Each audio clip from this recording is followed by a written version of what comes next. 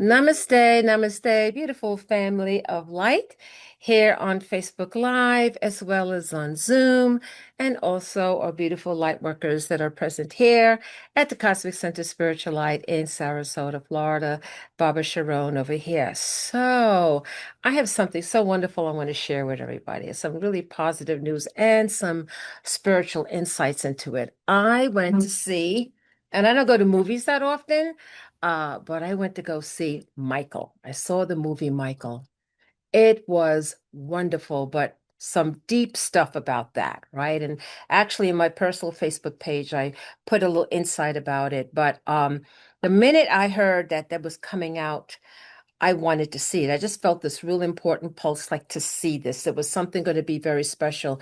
And of course, he was a very special human being. And many, many of us in different generations did connect to Michael. And also, too, newer generations are now going to connect to it. But I always saw Michael's light. I saw that in a couple other musicians too, like John Lennon and Harrison, one of the Beatles. I saw their light.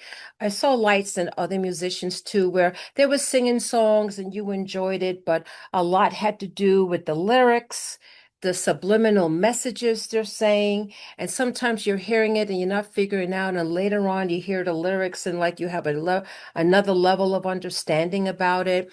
And, I just remember like Man in the Mirror, that was one that stood out with Michael, Look in the Mirror. And then he also did the one, They Don't Care About Us. And he was doing first he was a genius in music, but also in finances. And he knew to invest in those recordings, of course, that probably went against the establishment over there, that they weren't happy that they had that. He was the first evers, like on MTV, for example, the first Black artist to be able to get on MTV, open up doors for that. So there was a lot going on. But I want to talk about the deeper parts of Michael Jackson. Okay. There are many of us, and there's many here right now that are on the planet. If you're looking at this and hearing this, you're in this group, what the Gnostics call the pneumatics, okay, the pneumatics. And those pneumatics, and there's different reasons for souls coming into this, this three-dimensional experience.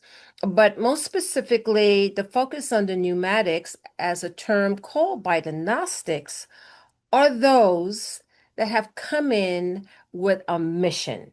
So they're not just here to say, and of course you experience, the 3D life for sure. It is a school for sure. It's many of those things, expanding of consciousness for sure. But also, okay, there is a dynamic in the cycles of time, just like, for example, you have various avatars of light that came in certain epochs of time, okay, to move things forward. If you're listening to this, you already know that we're multidimensional beings. This is not just only rodeo here, but also to these pneumatics, I would say that most certainly Michael Jackson was one that he knew from the beginning. And in the not spoiling it, because I'm going to encourage everybody to go see it, because it's not just seeing it, it's experiencing it.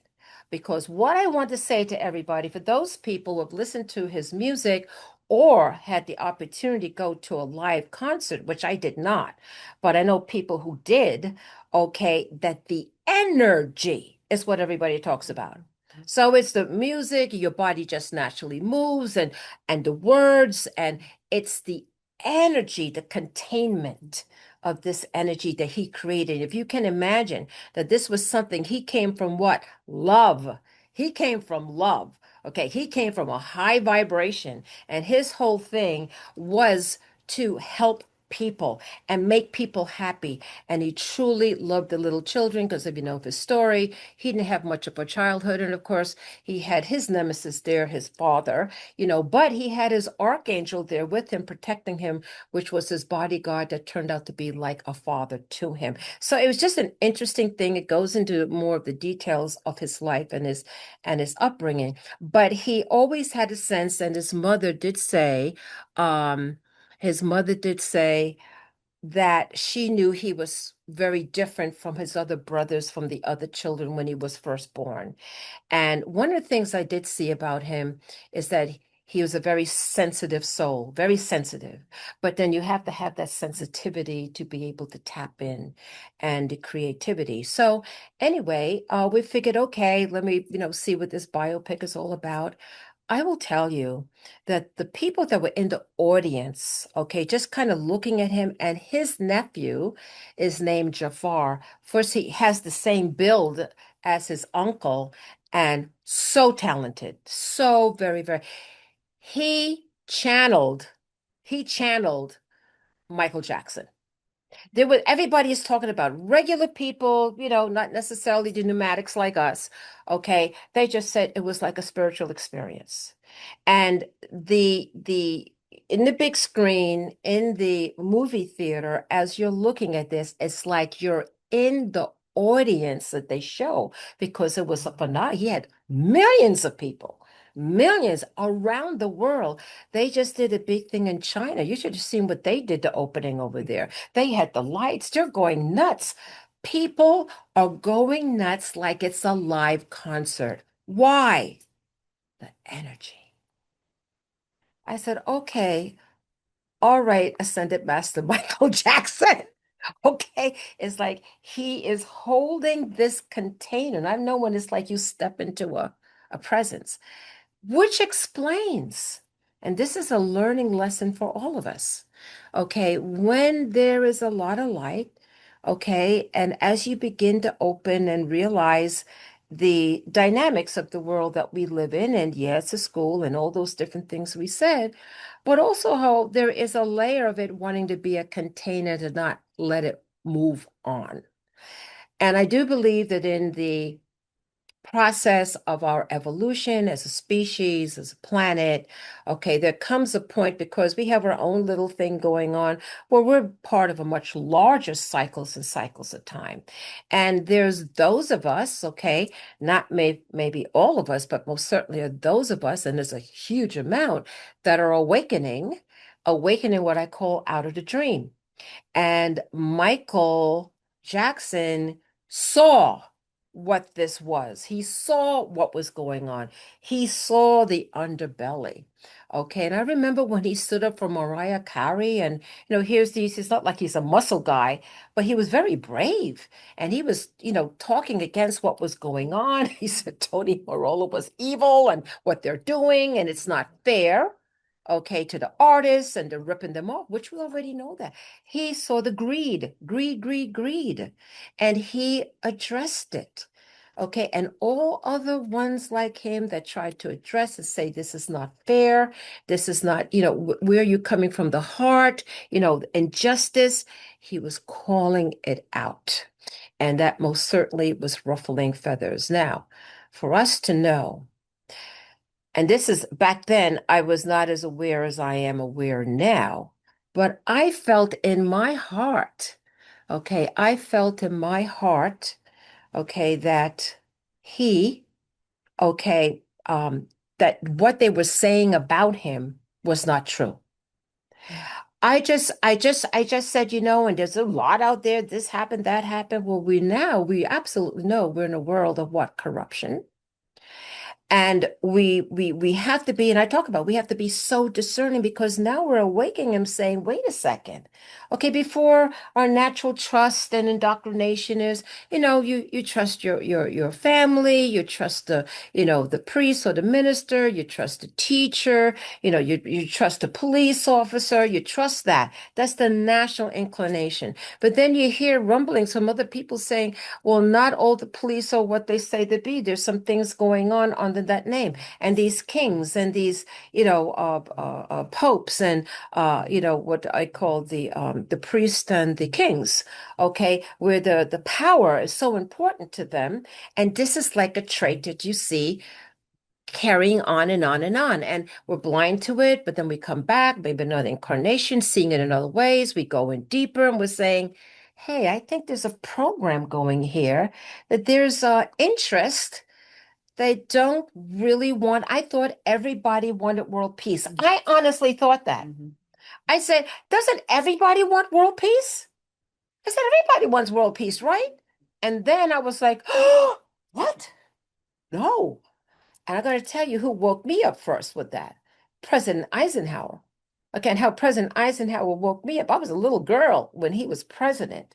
Okay, he came back in my life on the ascended realms, and he's the one through divine synchronicity. I was having such downloads at this period of time in my life, and he came to me, and he's the one on the synchronicity. I see his picture on a videotape. That's how old I am, the VCRs. And it was the military industrial complex. I never knew about this. Just prior to this, somebody gives me information about black helicopters. I'm like, what? What are you talking about? Right. So prior to that, I was given the Book of Earth by Thoth. So after that happened, all this revelation starts coming up. So it's like whatever rose-colored glasses you had on was being knocked off. Like, wake up and see the reality of it. You've been indoctrinated into this. You've just taken like what it is. It's because what is what I taught my parents, my grandparents, my great grandparents, this is the way it is. And then you have people say, well, this is just the world, it's just the way it is. But you have like, I don't think it's right. I don't think it should be like this. There's those of us saying, I don't know. I don't think I could go along with the whole war thing. Okay. I can't. I don't understand. And these are little kids that come up and say, why are people hurting each other? Little kids are like, I don't understand this. I said, I hear you. I hear you. And then there's something in you that says, what can I do to maybe change it? Can I start maybe investigating and learning and finding out how did all this come to be? And then you'll come to see there's been a lot of hidden information or information that was not easily accessible. Now, because we're in the age of Aquarius, all of those things that have been hidden can now come up to the surface. All those things that we didn't have access to, now you could get the Library of Congress on your phone. Okay, so now, because of the age of Aquarius, communication, information is accessible to us. And now, looking back, okay, you can see in what I believe that Michael Jackson is still on his path in the higher levels, okay, and that the story about, first of all, he's vindicated. I'm so grateful he was vindicated. Thank God he was vindicated. And then when you look at the underbelly and you see the distortion, and of course, unfortunately, they have a saying that everybody has a price. And I have to say, unfortunately, a lot of our world is the way it is because, yeah, everybody has a price. And Jesus the Christ is the one that said it is money, or I should say, the love of money that is the root of all evil. And that is true. That is where the material world comes in and it tempts you to be out of your integrity. Okay, money is good. All light workers have a lot of money because we have a lot of stuff to do. So, and that's another thing. We're now vibrating into a new energy to bring that in without having to sell your soul. Okay, so nothing is trumping anything else. And so the dynamic, what I feel Michael Jackson in the moving demonstrates, he planted seeds because now at the time, many people couldn't maybe understand what he was saying, but now, years later, you look back and say, I get what he was trying to say. I understand. And then you look back and say, oh my gosh. Okay, we all know about now hidden agendas and we know the media is owned. We can't trust the media 100%. We know there's a lot of agendas that are out there. So now we're wiser, okay, to that fact and that you understand just like how beautiful David Wilcox, another person, okay, who was feel very connected to. He died under mysterious circumstances. And of course, you already know that there's a lot going on with people that are involved in, more your high sensitive stuff. They're going missing all of a sudden. Okay, so then it forces you to broaden it forces you to say, I gotta check out what's going on. I have to broaden my information, my consciousness. I have broadened. I can't be in this now. I gotta now. It's causing you to stretch it out. to look at a different perspective. And when you do, you're like, oh my God, there's a whole nother level here. What the Gnostics, what we all want to experience is gnosis. And just as the Gnostics said, hey, there are pneumatics that are there. They came here for a reason, a person. They're here to shine their light. Many have been here before, not their first rodeo. They're just doing it again. Some have some very special assignments. Everybody has their own assignment that they're to do. And when you walk your path of integrity, okay, that's going to lead you on your path. And that's what Michael did.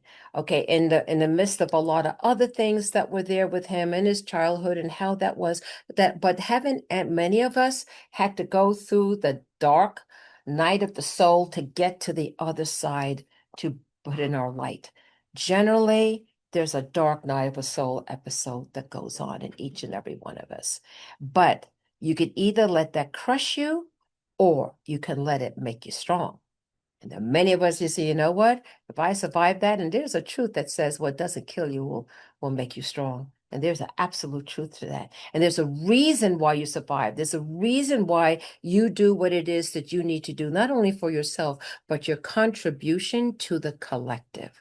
So I just wanted to say that I think Michael Jackson, even as they were trying to put his name into the mud, okay, I never believed it. I never believed, and they were. I said, I just can't grasp that because I picked up his sensitivity and his love for humanity. And what about when you have somebody who loves little children? They care about the little. He did so much. He did when he had the burn, that was a real serious burn. He could have died, when he did that commercial for Pepsi. And he's there with the little burn kids, the little children, and donated all that money for the burn center over there. And whenever he had to go to the doc, he would look and just go and visit children in the hospitals. He had such a heart, a beautiful heart. And sometimes this place is not a walk in the park, but I want to say that I feel that Michael is like, I'm still shining and I'm still here.